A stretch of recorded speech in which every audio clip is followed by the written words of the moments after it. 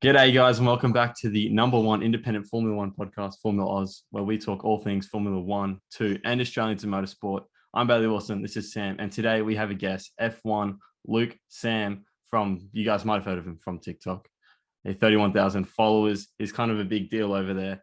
We're going to talk all things the Bahrain podcast today, Drive to Survive, and I guess how Luke made his career over at TikTok and how he's kind of a big deal. If you guys want to help out the podcast in another way, we do have a Patreon. It's only $5 a month. You can go support us on there. Any other ways to support the podcast? Just follow us on Twitter, Instagram, TikTok. Sweet as. Thank you. Welcome to the podcast, Luke. Good to have you on. Thank you for having me. Appreciate it. No problems. Last night, we had the Bahrain Grand Prix. It was a pretty good season opener. What do we all think of it? It was all right. Yeah, it was all not bad. All right. Yeah. I think it was a very good way to start the new era of Formula One racing, that's for sure. I've got a few talking points, but we'll kind of skip to that a bit later. I want to talk a bit about you, Luke, how you kind of blew up on TikTok, how you kind of became a big deal over there, and I guess where your interest in Formula One started as well. So I start with the interest in Formula One, because that's where the TikTok started as well, I guess. Like many people, my interest from Formula One come from Drive to Survive. It's been a good tool to get plenty of fans in, and like a lot of other content creators, we all really come from Drive to Survive. Yeah, so relatively newer fans, but also it doesn't really matter because a fan's a fan, especially if they know what they're talking about. I guess the perception for many people is that fans that come from to Drive to Survive have a skewed view of the sport, and I guess think it's a lot more dramatized than it actually is. I'm assuming you're a very well-educated fan now. Was there sort of a transition period where you realized, oh, that wasn't necessarily what it's actually like, and you kind of had to adapt? Absolutely, yeah, because I started 2020 watching races, so it would have been 2 seasons of Drive to Survive. When you kind of watch the next season and you follow it for that season, you notice there's a lot of like voice clips that are out of place, and a lot of stuff that's kind of made up. But when you watch enough races and watch enough highlights, read enough stuff, you kind of get to know the sport better than what Drive to Survive would teach you. Yeah, I had one of my actual close mates at uni. He started watching it last year as well at my request, and he's watched Drive to Survive, watched the full season last year, watched the Drive to Survive that came out at the beginning of the year, said that it absolutely ruined it for him. And that once you've actually watched the sport and then you watch Drive to Survive, you realize how I'm sure he's not the first person to say that as well. No, he wouldn't be. I think the thing that really irritates current fans when they watch Drive to Survive is the team radio out of place, the shots. Like, I think Russell's lap was like backwards around Spa, like there was points around, and then all of a sudden he was behind where he was, like in the last you see clip. People going past on hard compound tires, and then they come past on mediums a lap later. Exactly. So, and that's all the stuff as a real fan you pick up on, and it kind of ruins the series a bit for you. But I still think it's a great tool to get people into the sport. Absolutely. As long as, I think the sport's also blown up on social media around the same time as well. You've got big YouTubers like Tomo F1, Josh Revel, WTF1. I think he just hit 1 million subscribers. So it's showing that, F1's becoming a big deal on social media at the same time. Yourself with 31,000 followers on TikTok, that's kind of a big deal. It's a lot of followers. I actually don't think you'd be too far off WTF1, So if you look at it like that, the sport has blown up on social media at kind of around the same time as DTS. So it's definitely bringing in a lot of younger fans. Yeah. Do you see why people, I guess, kind of more classical fans like Sam might have an issue with all these DTS fans coming in and kind of, I feel like it's brought in a bit of toxicity? Yeah, it's created a divide from old school to just a DTS fan. Absolutely. Yeah. I guess from a point of view, you can see that it has brought in a bit of younger toxicity that might not have been there previously, especially with fans that go off like what DTS say is gospel. It's like what happened on DTS is how everyone is. Lando Norris hates Daniel Ricciardo, and Daniel Ricciardo hates Lando Norris, and Lando Norris and Carlos Sainz hate each other as well. I guess that's the issue that people have. But then you have fans like yourself who come in from Drive to Survive, and are very well educated in what the sport is actually like and get involved in the right ways, which is really, really nice to see. When did you start taking the passion online to TikTok? I've had a passion for creating videos for years. I had a YouTube page in high school, which has been character development nonetheless. It's very hard to have a YouTube in high school. But I started creating F1 TikTok content. I've got the date, November 11, 2020. So that's when I really was like, let's start to do this, because I can see that there's a real market for it, kind of thing. And just tried to upload twice a day since then. I think I've got over 900 uploads now. Jeez, that's a lot. We've got 2 content. And we're like, why aren't we blowing up? Why are we not got? I don't know if I'm asking that question. I think you are. We're struggling to make the transition from strictly audio content to audio and visual, which I feel like is kind of a harder market, because you have to be somewhat appealing in more ways than just speaking into a microphone. You have to look pretty. You need to look pretty. You need to be somewhat entertaining outside of just what you're saying. You need to. Well, the best way to grow on any other platform is not on that platform, if that makes sense. The best way to grow on Spotify or Twitch or YouTube is probably through TikTok. Yeah, exactly. So we're trying to make that transition, but I don't think we're dedicated enough. I guess compared to you, uploading 2 videos a day. We might get there one day, but TikTok's a lot easier to record. Could you imagine trying to record 2 YouTube videos a day? Yeah, that'd be incredible. Actually, I did do that. I did do that, and that literally killed me. Yeah, so we'll stick to 1 a week, plus the podcast, and I think that'll work well. When did you feel like you got a bit of traction? How long did it take till you felt like you were getting proper views, proper interactions? And how'd you stick with it, I guess?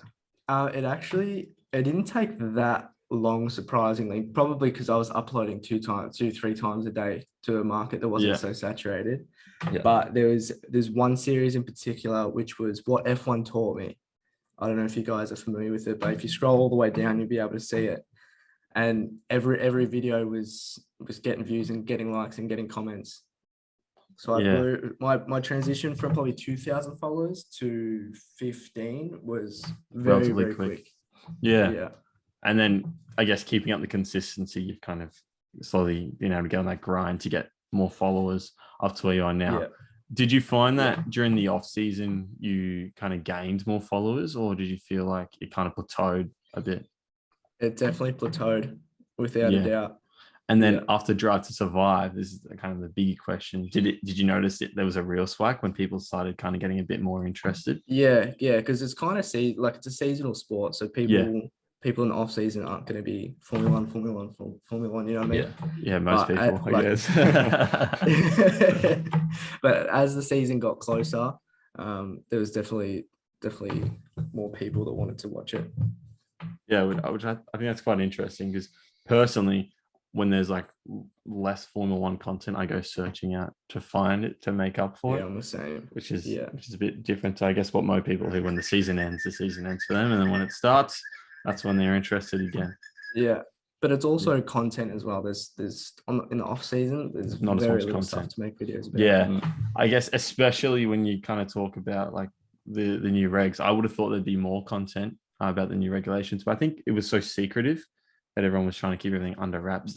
That's also kind of like a TikTok I see more as like a casual fan base. You know, like you'll have the diehards, but a lot of it's just going to be casual people, you know, scrolling through their For You page and just like, what's this good looking bloke doing? You know, and then it's kind of one of those things, if you talk about the regulations and you start talking about ground effect cars, people are going to be like, scroll. Yeah. So it's kind of one of those things you have to directly aim it at diehard fans, because at the end of the day, they're the only ones actually going to give a shit about that. Yeah. I mentioned before about toxicity in a fan base. Now, we've uploaded 2 videos to TikTok, and I'd say half our comments are either our friends taking the piss out of us, easy, or someone disagreeing with what we had to say. So, which is like, and telling us to reconsider our lives. Yeah. How, I guess, have you kind of found the toxicity in a way? That's what I'm going to call it, toxicity, toxic fan base in your comments.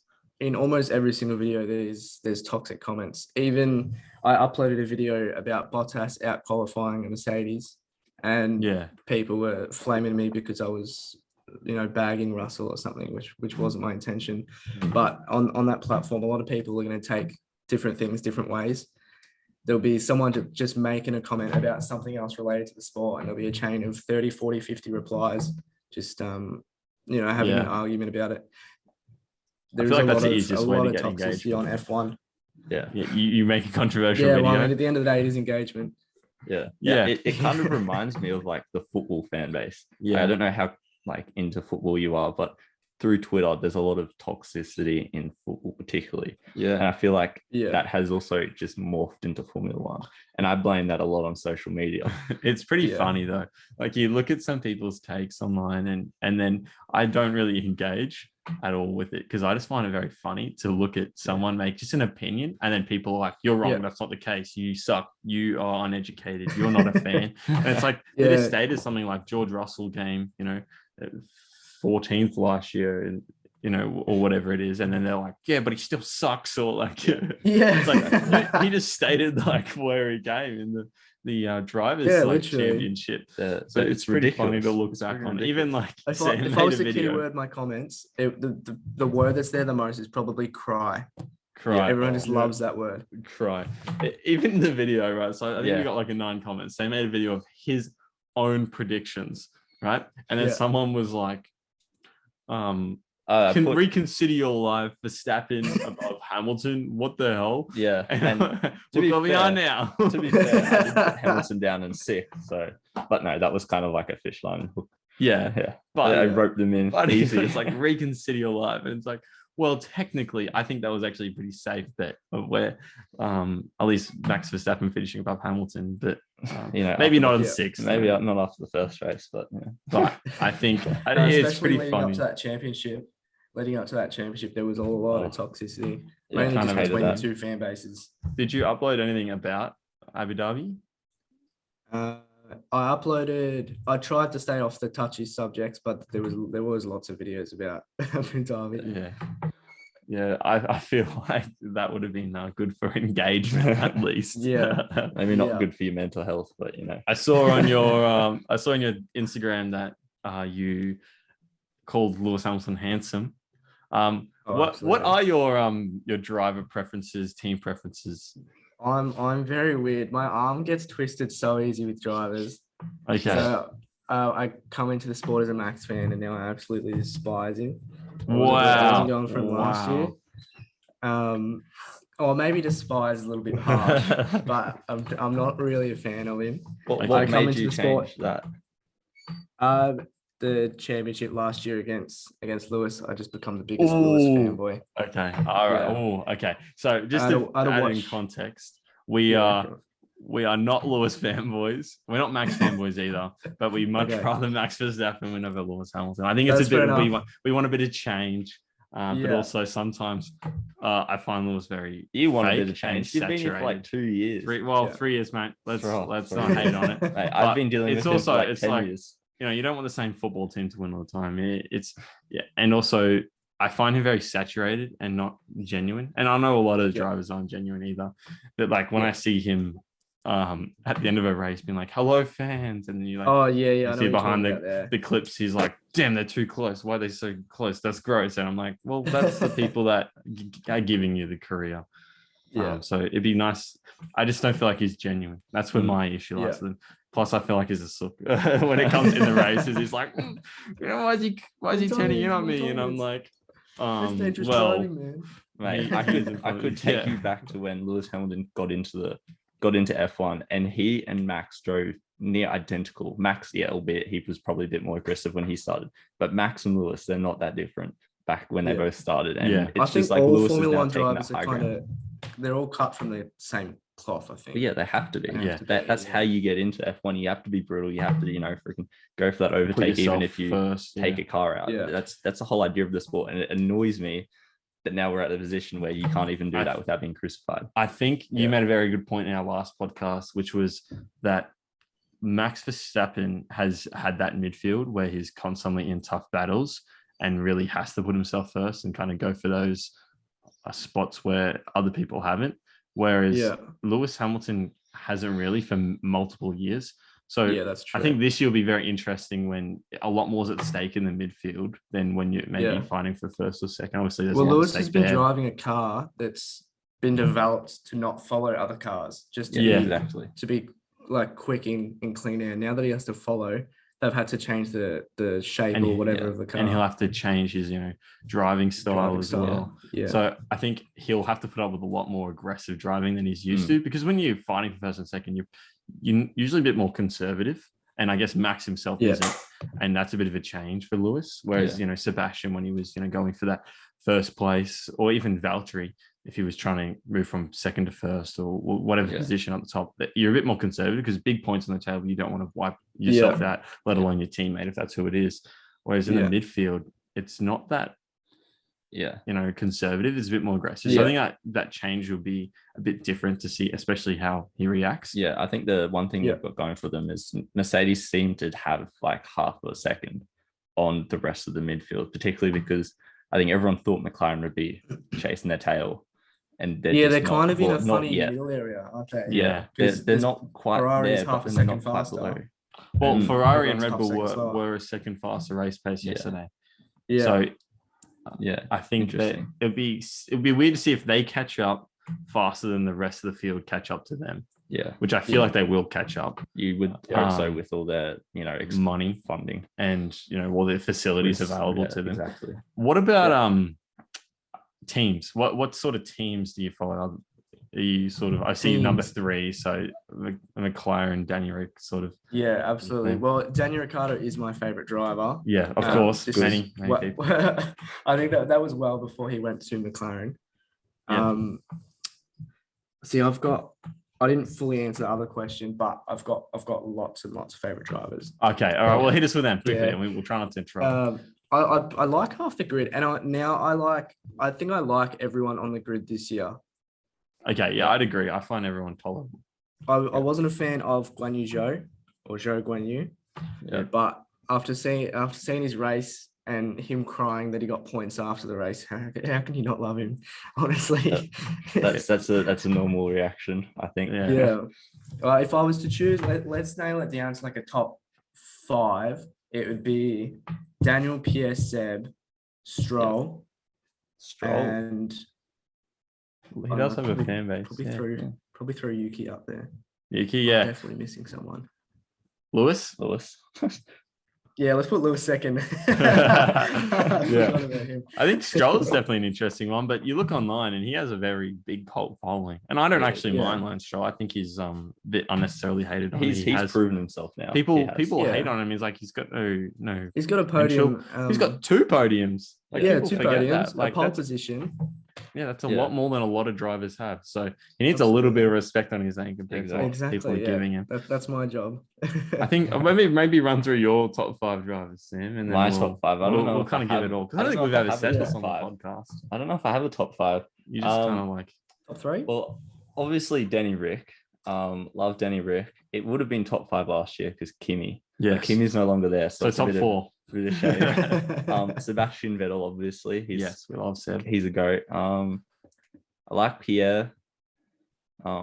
He's good. I like Yuki, but I don't know if I'd call him my favorite. Yeah, I think everyone likes Yuki. Like, how can you not like Yuki? He's a bit of everything. I like Leclerc. Yeah. I guess that's kind of it. I'm trying to think if I've forgotten anyone else. So you're like Leclerc over Sainz this season? Yeah, I'm Leclerc. You see any Sainz fanboying? It's definitely me. Yeah. So I guess he's not a number 1 driver. I love Carlos. He's the most underrated driver on the grid. Actually, I think this season he's definitely kind of his accolades are definitely. I don't know if he's much underrated anymore.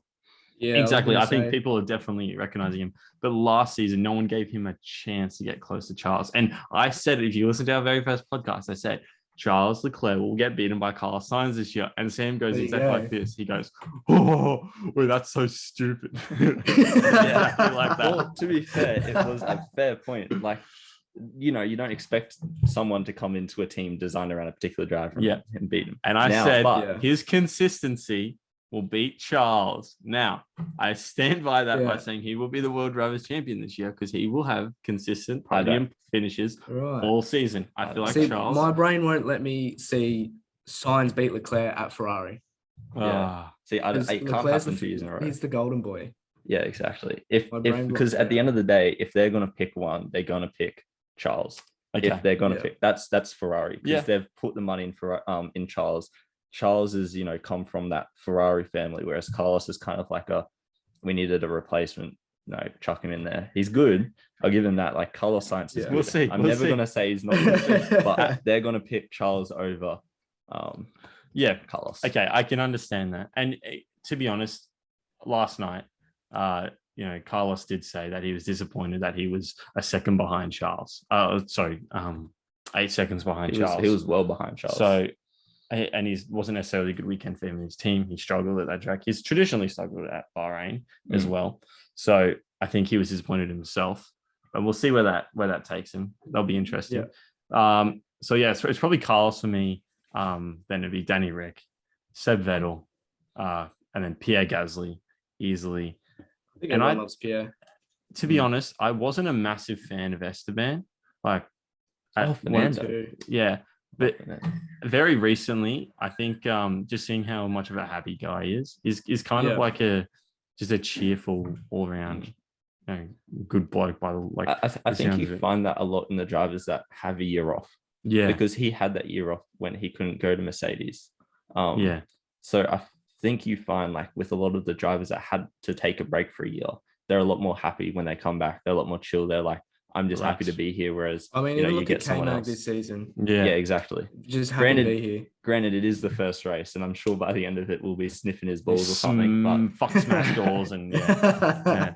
So, I in saying that, I think my sixth driver will be Alex Albon for sure. Like he just seems like a chill bloke that just has been screwed over by politics in the sport because he's very good. You look where he qualified, even where he got up to in the opening laps before the Williams, I guess, started letting him down. I think that was very interesting. And one thing I want to point out here is that we've got 2 drives to survive.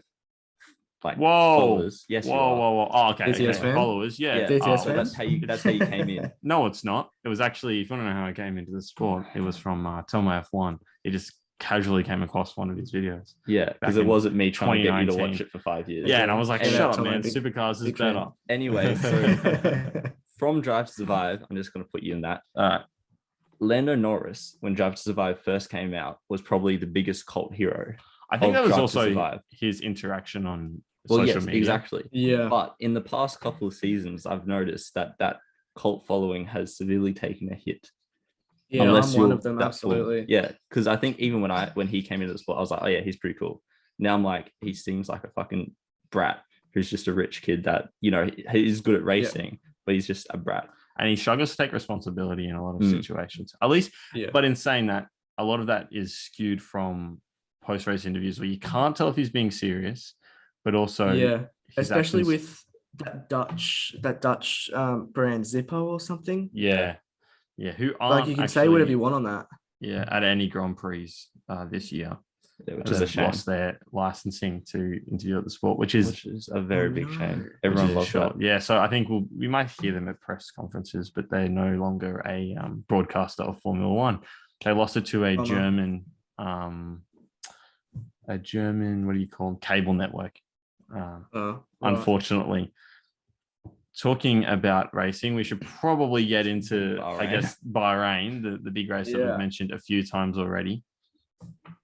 I've got some talking points, and I guess the big one, which is Charles finishing first, getting Charles and Ferrari, his redemption from 2 years ago. Yeah, well deserved, absolutely. Karun Chandok did make a point that all Charles's wins up to this point do have a bit of an asterisk next to them because of the engine that Ferrari had burning oil.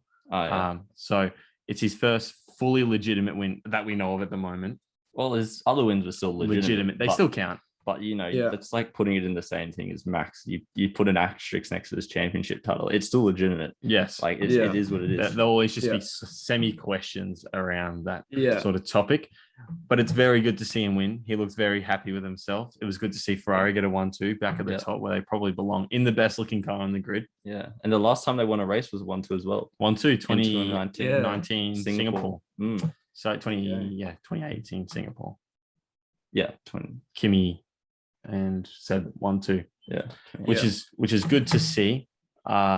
It's kind of interesting to see the different reactions of the drivers though. You look at Charles when he won and he was like, yes, we won. Yay, 1-2. And then Carlos was like, nice job, team. Good work. Sorry about the slow weekend, and we'll see you back in.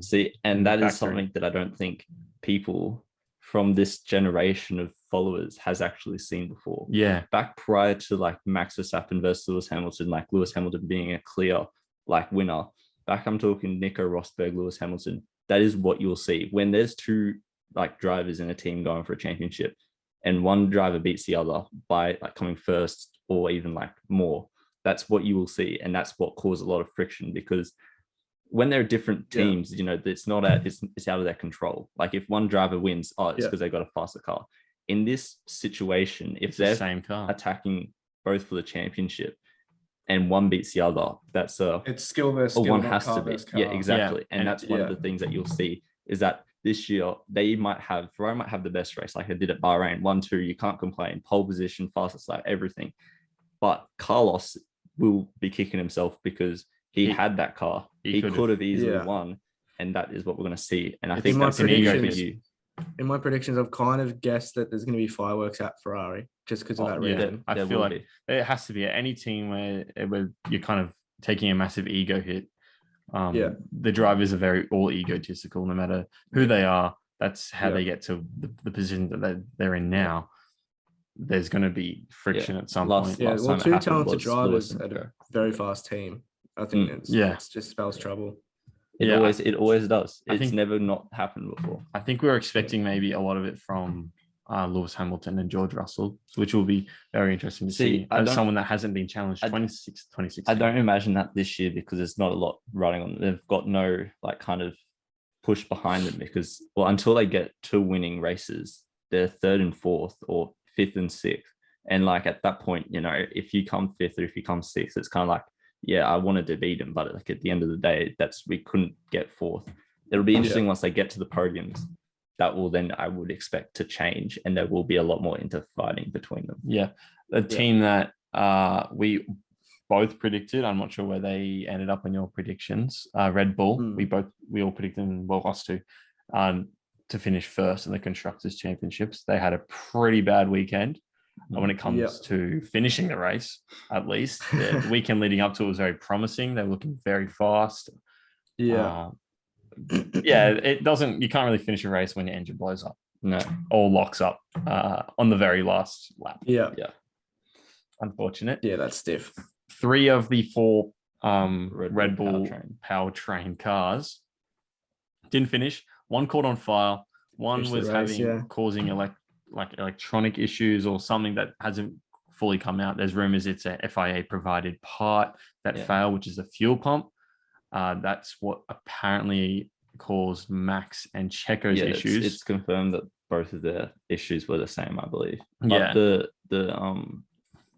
Gasly incident, that was the MG UK overheating. Yeah. Possibly due to the new E10 fuel. Yes, potentially. And that has been a problem that they've talked about prior to the season, the fact that this fuel will get very hot at the end as it runs out. Yeah. Be interesting to see how that goes. Good on Yuki for finishing and managing his engine. That's all I'm going to say. Yuki the GOAT 2026 WDC. That's for sure. Blunt arrows. Now, that's obviously referring to the Silver Arrows Mercedes. They weren't very quick. They got lucky. Yeah, they weren't very quick compared to where they want to be. They got very lucky getting a podium, let alone 3rd and 4th. Yeah, I think Lewis would have passed Checo regardless. He was in the on last his couple tail, laps. but Checo had fresher tires, so that's the thing that as Lewis's mediums were dropping off, Checo's mediums would have just been, kind of holding on. So that's something that I guess it'd be hard to see. I think Lewis maybe was faster in the last stint, but I think his tires have kind of prevented him from being able to get that move done. He did have a good shot after the safety car, though. Yeah, very much. But I do wonder whether Checo had started having problems. Like we saw Max, not that the issues were related, but he did start losing power before it happened. I wonder if Checo had started to feel something was wrong before the car just. Well, that shot of him coming down the back straight, he let 4 cars pass in one corner. Yeah. Yeah. So we also the team radio isn't necessarily always broadcast live, so you don't actually know if that's when he's said I'm having issues. So the other question is, would have Carlos caught Max if he was having the power unit issues? Probably not. No. Max was like 3/10 of it, like per sector, so it's like 9/10 overall. Even Max with his steering problem that he had went up to the pit stop where the track rod got pulled or whatever. He was still going faster. Like he had that issue, and then instead of purple first sector time, and that everyone was like, "Well, what the hell?" You sent me a message. I saw that. So that, and then but then his engine failed, so he probably still would have been fine. I think Checo probably would have been fine as well. Obviously, we'll never know because they both didn't finish. So well, Max is good when he's faced with like adversity. If you look at Hungary, raced with half a side pod or whatever, and he still raced all right. He still got points. So I think that it probably would have been Ferrari 1-3, Red Bull 2-4, and the Mercedes 5-6, which is probably where most people would have kind of expected it. I think going on what Luke just said, I think Red Bull create a very good mindset in the driver, because you got Max and he had that steering problem. He was still going. Yeah, he complained, as you would. Every you're trying to win the race, and then you've come in and you can't steer like a steering wheel. But also reminds me of Daniel Ricciardo at Monaco, when his engine completely just shut itself, like shit itself for the whole race, couldn't do anything, and he kept going that whole race, and he ended up winning it. And I think that's a lot to do with the mindset maybe that they incorporate. Maybe Dr. Helmut Marko actually does something good at Red Bull, something that he puts into the drivers. Contrast between Red Bull and Mercedes. When Hamilton starts to struggle, he kind of there's clips of him saying just retire the car. He gives up. That was, in fairness, that was different last season. And I guess that's because he was fighting for that world change. A bit more of a drive. Someone that was not fighting for any championship last year was Kevin Magnussen, as he was not in the sport. No, he was not. And he comes back and pulls a fifth place finish out of his ass somehow in a Haas. That was like a lot of people wrote them off. I think I put them 6. I think you put them 6 overall. As well. I put them dead last. Oh wow! You have lots of faith. Lots of faith. I think. Well, this was before K-Mag was in the sport. Yes, of course. How much would that change though? Once Kevin Magnussen was announced, how much did you want to change it? Like, where'd you want to put them?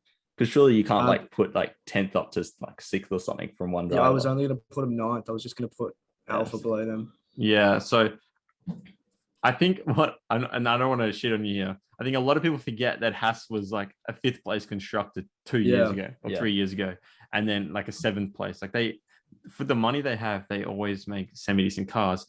Last year, like even 2020, right? They were scoring points. Like occasionally they scored 1 or 2 points. They just didn't develop the car at all. They're very much like what Force India Racing Point used to be, which I know is probably a bit before your times, but they were like Haas. They were very didn't have the underfunding. They didn't have much funding, but they would still, be 6th, be 5th, be up there. I think some points Force India were 4th. And they were still up there. They were still battling. They were still getting a lot of points. And that was what Haas when they came in. And it was kind of like refreshing because it was the first time a new team kind of came in and was doing well in recent history. See, I'm very ignorant in that way. If I don't think Haas is going to do good, I'm going to die on that hill. Yeah. Until something else happens or until I see them do good.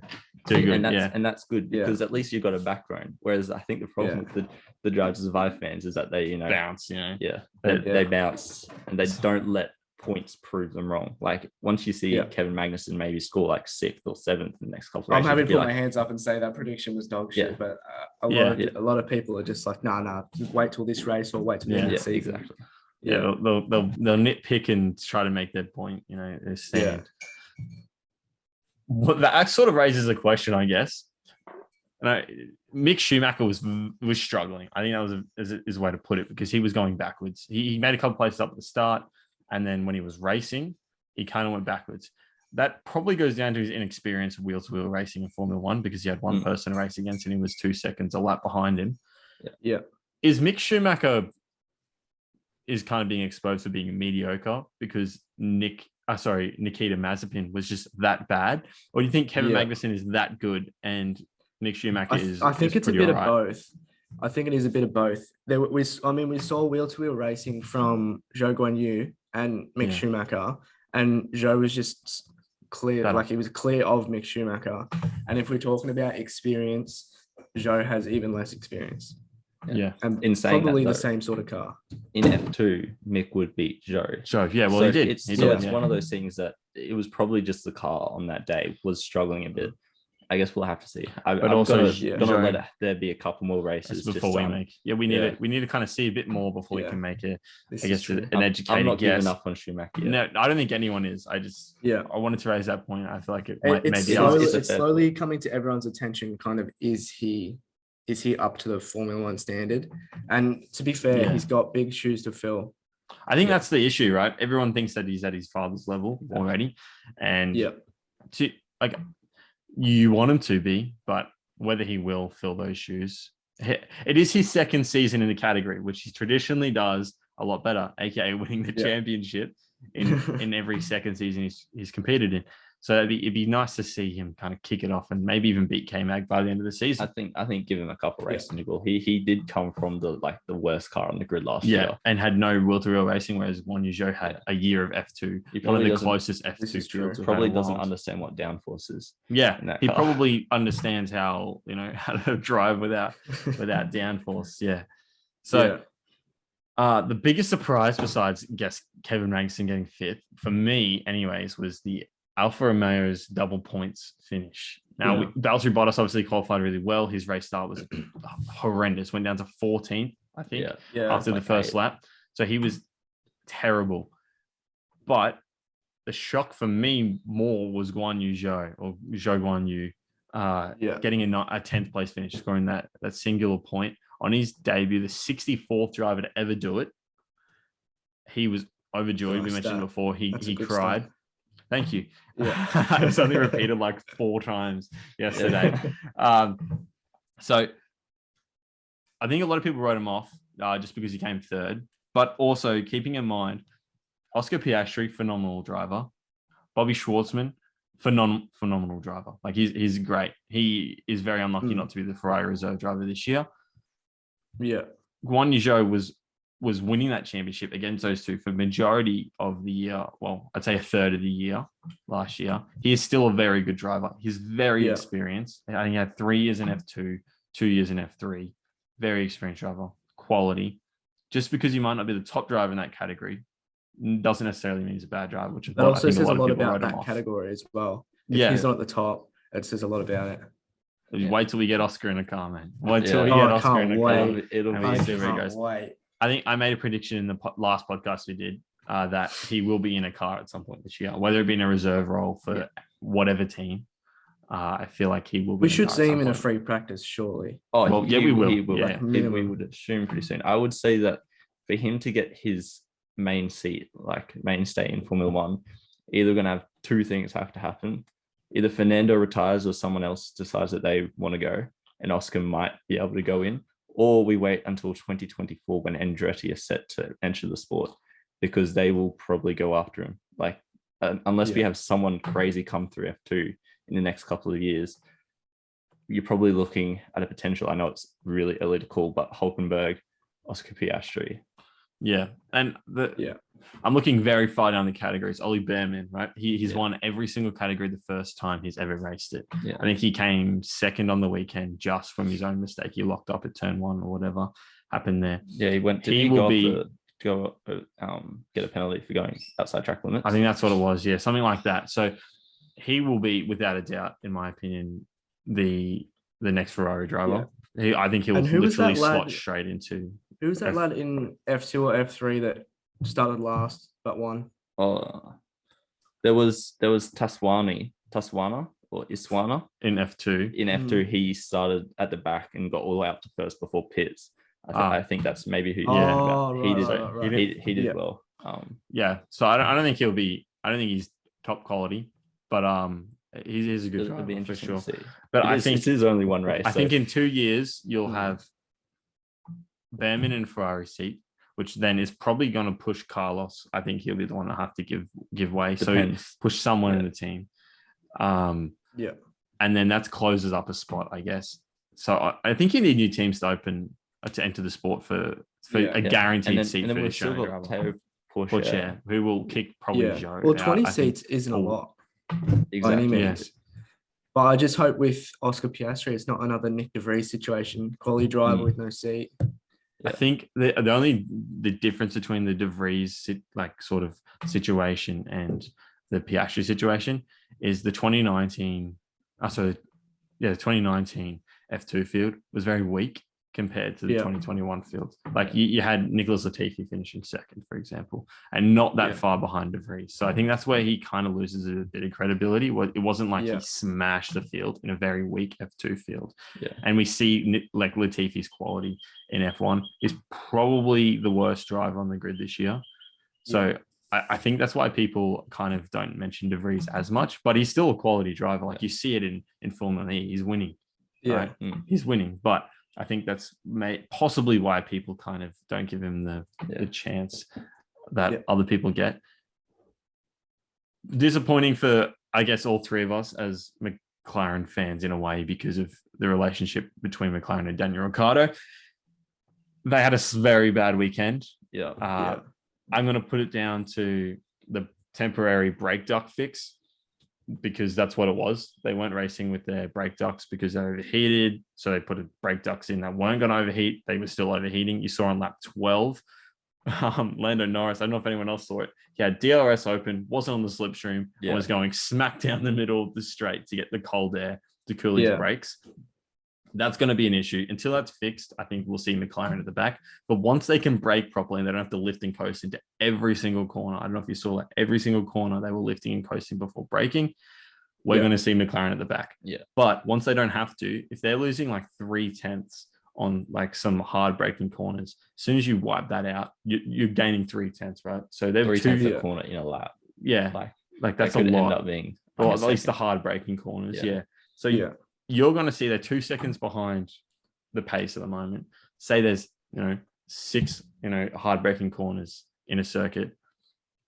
They're going to be 2/10 off the pace. Like once they have brake ducts that work, that's what's going to be kind of, I guess, where they're going to end up theoretically. Yeah. They've had a lot of problems to deal with over preseason testing. So I think they've been trying to fix a lot of problems. We had Ricciardo who had COVID, couldn't do running. Lando Norris, you can't put a driver in and do a full preseason testing. Like he would have been struggling. Yeah. He would have been struggling hard. So one of those things that they just had like a lot of problems. They lost out on free practice 2 because of the water pump issue, and then half of free practice 3 as well. So they've had a lot of issues to deal with, not a lot of testing. They've just been on the back foot all weekend, really. Yeah. And it was nice to see Daniel Ricciardo finish ahead of Lando Norris. I don't think anyone would have picked that for the weekend. It was great at all. A team that was probably, I'm going to say, a little bit faster than McLaren, just because McLaren was really struggling to catch up to them. Aston Martin are below where I personally thought they'd be. I knew they'd be towards the back of the field, but personally, where I predicted. Yeah. Personally, I think that they're struggling a lot more. However, they do have the facilities and the money to kind of boost themselves up and develop their car as the season goes along. So it'll be interesting to see like McLaren and Aston how far they can move up the field. They've also made it very clear they're on a long-term goal. Yeah. So I think this season, even next season, could be a throwaway year. Yeah, they'll just be all about developing their car. Yeah, just making those small steps because they've got the money. They've got no worries about money. They don't need to be going and winning the championship at the end of this year or the end of next year to like keep surviving. And they can go poach anyone from any team that they want. Yeah, just paychecks. I think you just gotta look at that and you gotta know they're making moves. They obviously had Hulkenberg in the car, which was their reserve driver. It was good to see Hulkenberg back. Once Vettel comes in, for the third time I think now. But once you get Vettel back in the car and you have that consistent driver who's done preseason, who's done many regulations. He's been a world championship many times. Once they get him back in the car, he'll have so much more feedback to give. Like Hulkenberg, he is experienced, but he wasn't doing preseason testing. He hasn't been in that car like last year and this year. Yeah. And then you've also got Stroll, who's still very inexperienced. And I don't imagine Stroll being the best guy to give you your team feedback. Like for some reason, I just can't imagine him being, you know, oh, this is the problem. I have this picture of he has a very low Formula One IQ. It's probably completely wrong, but I think it's just a perception of Lance Stroll having a low car IQ. Yeah. Well, I guess compared to the drivers that he was a teammate with, Checo Perez, who we know has a major IQ. He knows exactly how to look after that car. And compared to Sebastian Vettel, one of the greatest of all time. Yeah. It's in my head, I think he's kind of been unfortunate who his teammates have been. Yeah, well, him in that with situation. Seb, all he has to do is kind of just walk past the car and have a look, and he knows what's going on. As long as he doesn't touch it. As long as he don't touch no rear wing. I still think he probably wouldn't care because he's probably freaking loaded. He's probably loaded, yeah. The second last point I'm going to make, not really necessarily team related, is overall the cars. The whole idea of these new regs is so they can race faster, close to that overheating, dirty air isn't that much of a big deal. Bahrain's not really the track to kind of point that out because the main overtaking is done on one of the 3 DRS zones. Yeah. We can't really make a judgment yet, but do you personally think, for both of you, from this single race, that the regs are working? Yeah, I think they are. I think the Bahrain is a bad example because there is that long straight. You know, they're always going to overtake along the long straight, even with DRS. Like, even though DRS this year isn't as powerful, Max was still. I don't think it's that powerful. Yeah, Max was still going 30 kilometers faster than Charles Leclerc in front, like going down the straight, and that's part due to DRS. Maybe it's part due to Red Bull having a really strong engine this year. Maybe that was the cause of the problem. They're running it too hard. But it's not that powerful. But Bahrain still has that long straight. They have 3 long straights essentially, or 3 combined long straights, I guess you could say. It would be interesting seeing it in Jeddah because that's a lot more high speed, fast corners. Well, there are question marks around Jeddah. I read an article this morning that there's been missiles in Jeddah. Exactly. And that was the other thing I was going to say. They had missile attack the other day from an Iran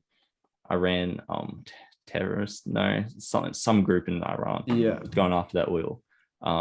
So nice. I haven't read anything this morning. So I think can send you something after the podcast, but there's big question marks around it.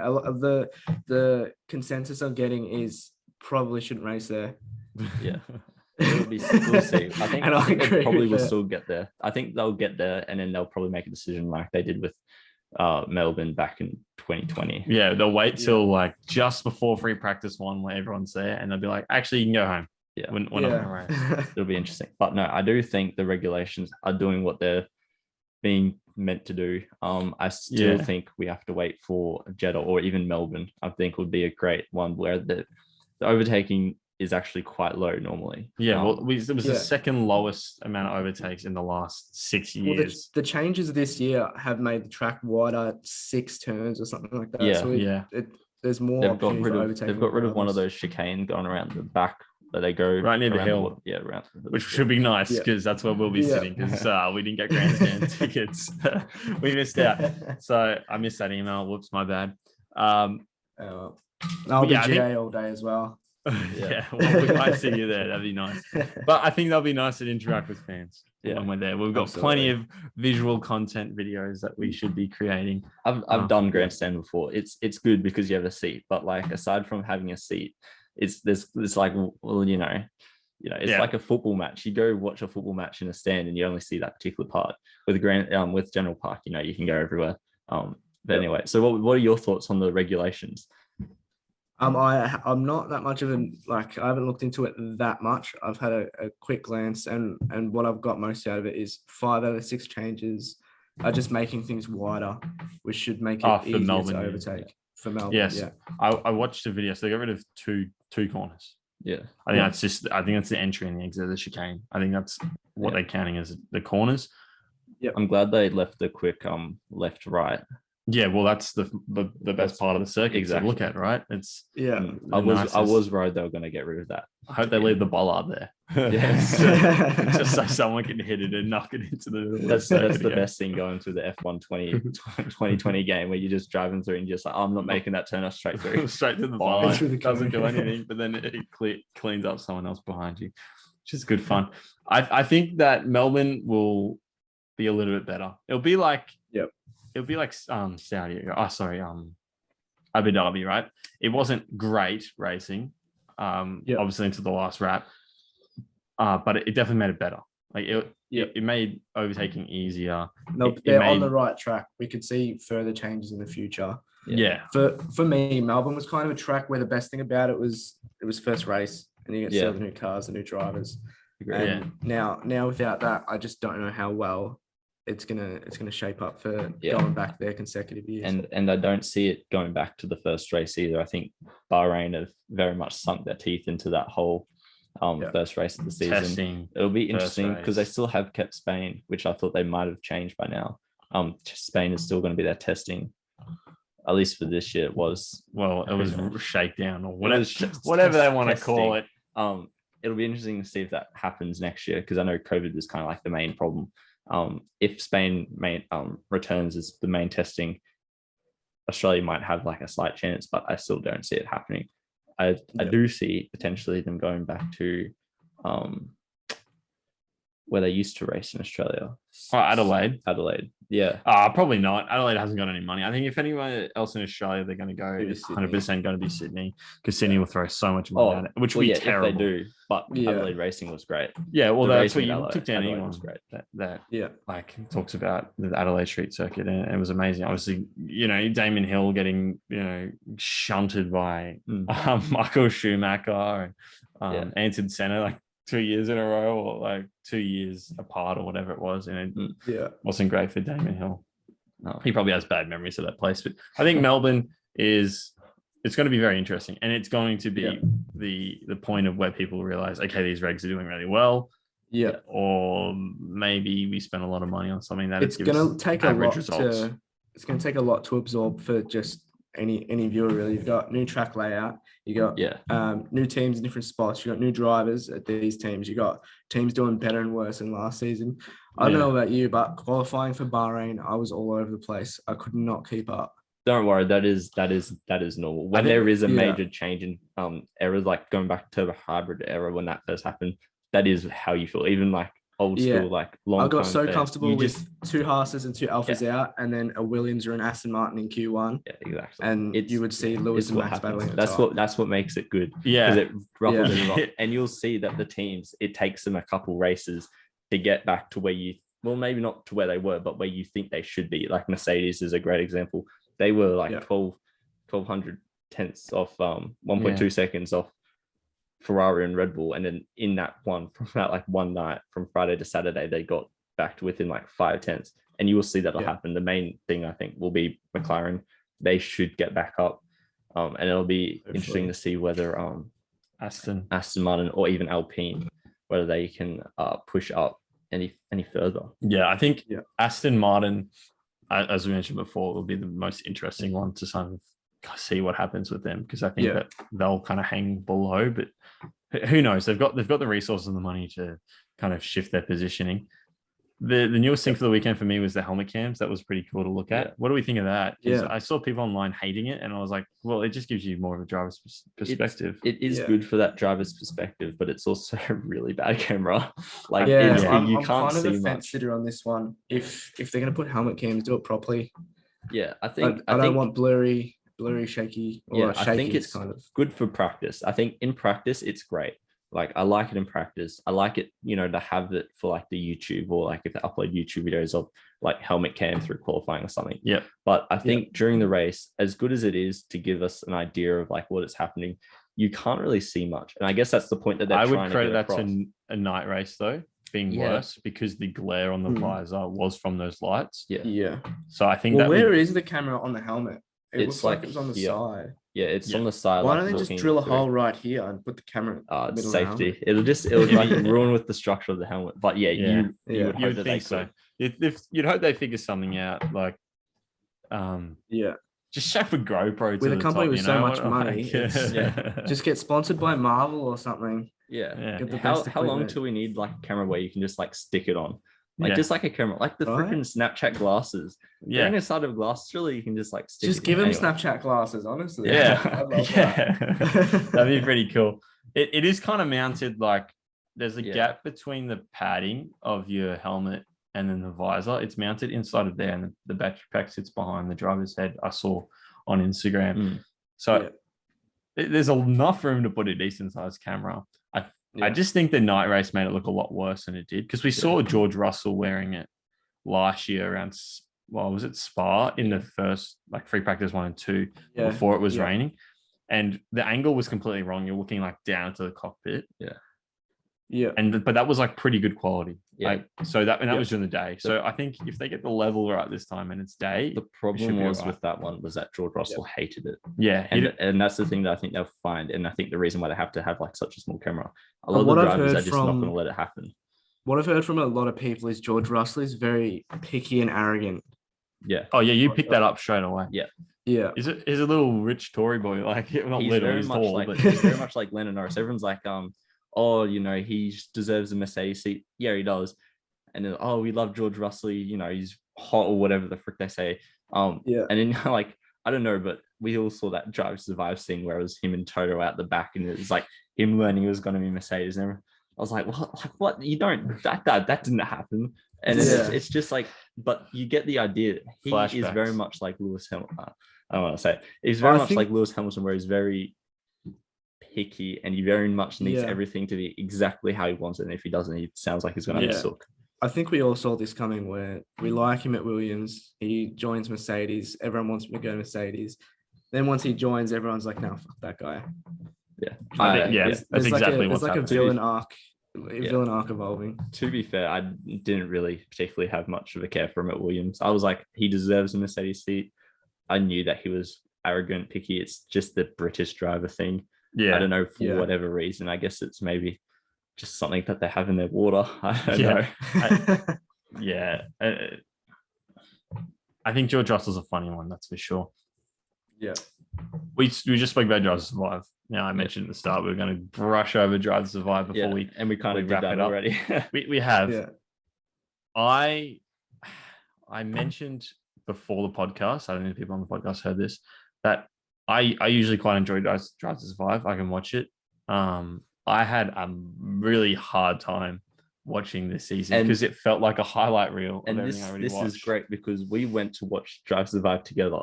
And before we started watching it, I was like, oh, this is going to shit. It's going to shit. I'm like, I'm not excited to watch this. It was like, stop being a Debbie Downer. You know, it's going to be good. Just like, I didn't say it's going to be good. I said, give it a chance. Give it a chance. Oh, it's going to be fine. And I was like, you don't understand. You know, when you've watched Formula One your whole life, you know what's happening. Like, the reason I want to watch Drive to Survive is to get that behind the scenes. And the Haas episode was great because that's essentially what it did. Yeah, it was kind of based towards Nikita Mazepin, but it was still that whole background. You know, you saw Mazepin's dad literally threatening manipulating, and that's what you want to see. But and aside from that episode, and I think the Williams episode was also similar to that, it was just a race recap. Like, it was just a season, like, and then there was a whole dramatization. I was just like, this is the reason I haven't watched it. 2 and 3, where 3 and 4, where you saw Monaco twice, and they were like, was that Charles Leclerc in the episode 1 was you started Bahrain, and then I think you ended Monaco, but then you started Bahrain again, and then Monaco again. Oh, you finished at Bahrain. So you actually didn't even get to Monaco on episode 2.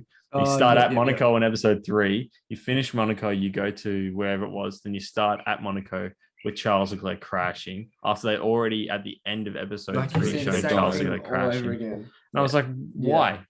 Why not just put that in the 3rd episode? Because the 3rd episode was so slow with McLaren in it. Like, I was like, oh my God. McLaren 3 and 5, they're basically just the same thing. And it's like, we don't need episode 3. You can cover that in episode 5. You can cover that then Ricardo was struggling.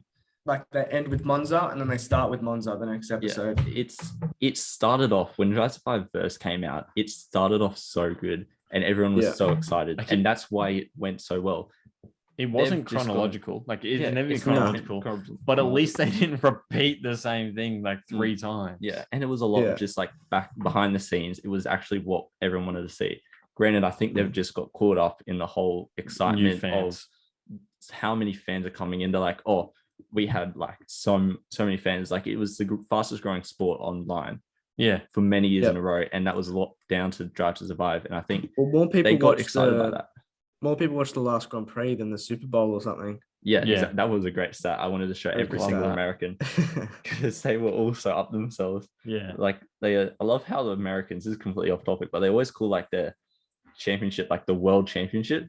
It's like you're the only country sport that plays baseball aside from like Japan. Like, what do you mean you're like the World Series winners or something? Like, go versus a team in Japan. Then I'll be like, yeah, okay. Or every country. It's the American thing to do. We are the world, up, right? Yeah. And for some reason, they're gonna have 3 races next year, and they have the lowest per capita. Like, wait, 3 races? Yeah. So there's talks of them having a 3rd race.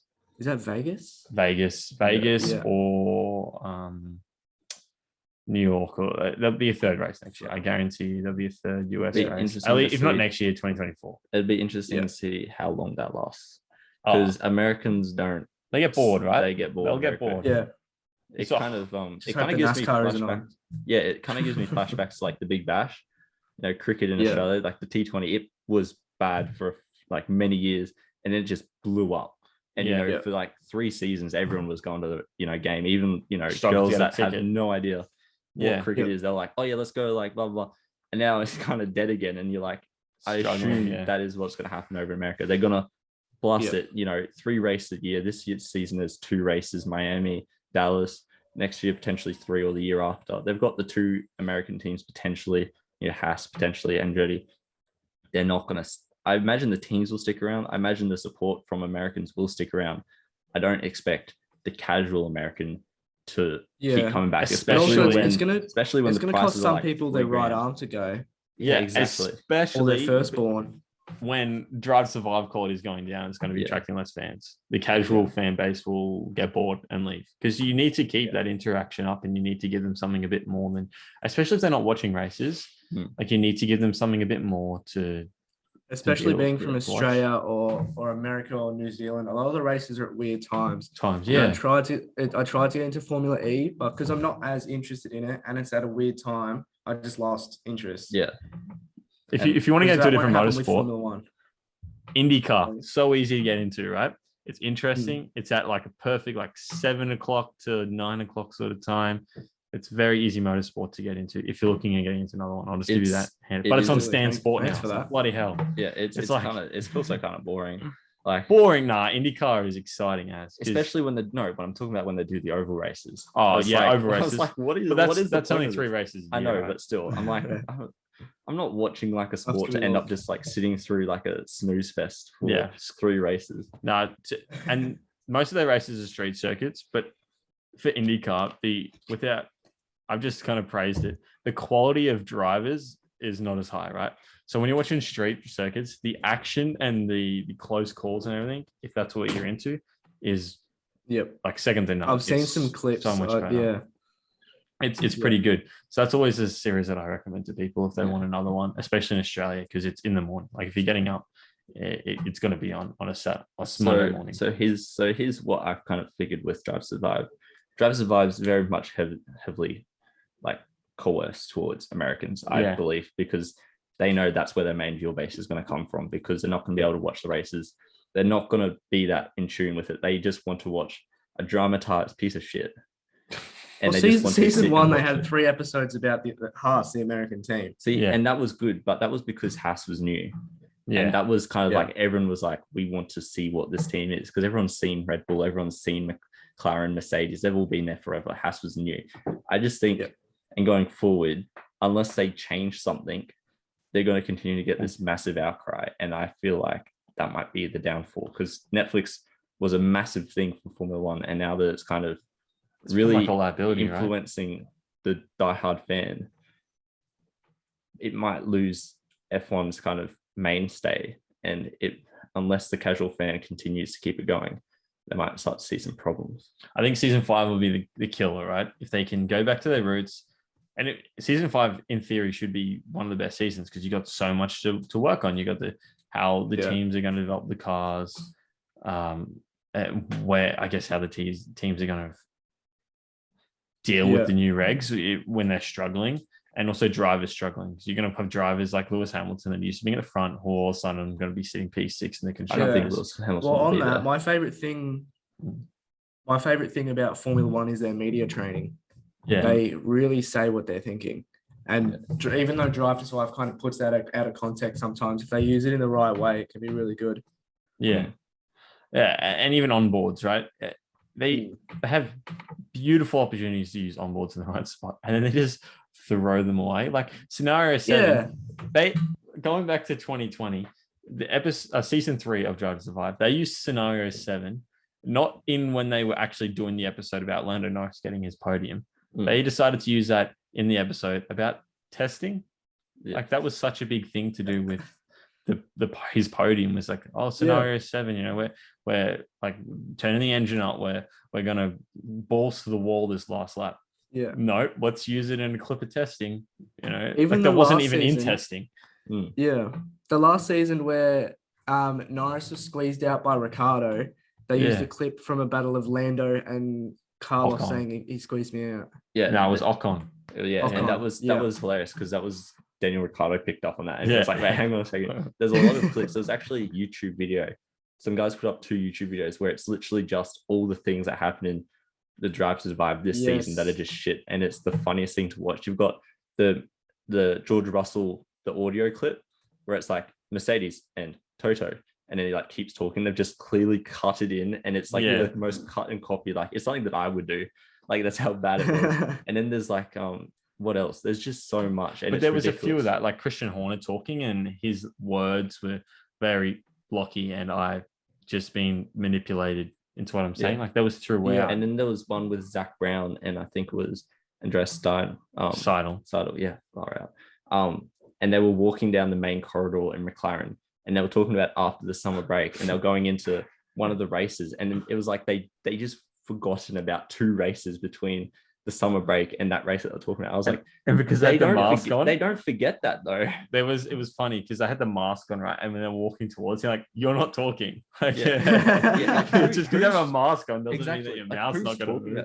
And even when it's like the clips with Daniel Ricciardo, like when he's always been at Australia, like that's one of the main things when he's at Australia, when he was in America. Like you don't sit down and have a chat like that with your mate. Yeah. Like you might do it in like private, but you're not going to start talking, how, I've seen you doing bad break? With the Netflix. Am I doing this right? Yeah. I know you've been doing bad with your racing this season. It's like, that's not going to happen. I'm not going to like sit next to like Bailey and be like, oh, you just crashed your car. Oh, you fucking idiot. I mean, I probably would actually. But you would, right? if a camera is there, I'm not going to be like, oh, you fucking piece of shit. Oh, it's like one of those things. It's like you're just faking it so much. And at the beginning, it was good because it was hard to see, and now it's just like the. Yeah, I think it's oversaturated, and they're trying too hard. Or like they're trying to create stories out of nothing, really. Yeah, and it's a shame because there was so much to talk about last season. And that's why I'm proud of Verstappen. That was one of the things that made me go from so much more, was the fact that he was just like, I'm not doing that piece of shit. Because that is the most dramatized thing. And I was like, you'll see a lot more drivers do that this season. I would 100%. Imagine so. I would imagine maybe not Daniel Ricciardo. No, they'll be in it for sure. But I reckon McLaren won't be as big. I think unless they have like some kind of sponsorship in the background. But I think that was kind of like a main thing. Dog. I think there'll be a couple of drivers that won't. We'll see that. But we'll just have to find out, I guess. Yeah. But that's kind of all for the podcast today, I guess. I feel like we've covered a lot in a solid amount of time. I think it was about an hour, which is an all right time. If you're still listening, very good. As we mentioned before, check out the supporters of the show. Patreon is only $5 a month. Check it out. I don't think we have any patrons at the moment, no, unfortunately. So you can trust me. we'll try to get some again. Would be nice if you get involved in Facebook messengers. We kind of get involved with the show a bit more. Follow us on Instagram, Twitter, TikTok is the big one. We want to be as big as Luke. Shout out to Luke. And it's just F1 Luke Sam is the TikTok handle. Find him on Instagram there, I'm sure, as well. That's also in the TikTok. You can find him on a lot of places. I think you've got Twitch, YouTube. Is there any other ones that we're missing? Shout it out, mate. Shout them all out. Twitch, Luke Sam. Twitter, F1 Luke Sam 1. They wouldn't let me use F1 Luke Sam, so they're a bit dodgy like that. Damn, and that's what we had to do. Formula Oz _podcast. Yeah. We're on Discord as well. which I post in there every time I go live or when I post a video or something. Okay, It'll so- all be in my TikTok bio. All right. That's So sweet. that you can find Luke over there. All links will be in this description. Yeah, of the YouTube I'm video. sure. Check us out on YouTube because that's new as well. We've got a few videos on that if you're listening on Spotify, Apple, or any other podcasting platform. Check us out there. They'll be in our Buzzsprout website bio as well. So thank you for listening to the Formula Oz podcast, the number one independent Formula One podcast in Australia. I'm Bailey. That's Sam. And thank you, Luke, for joining us.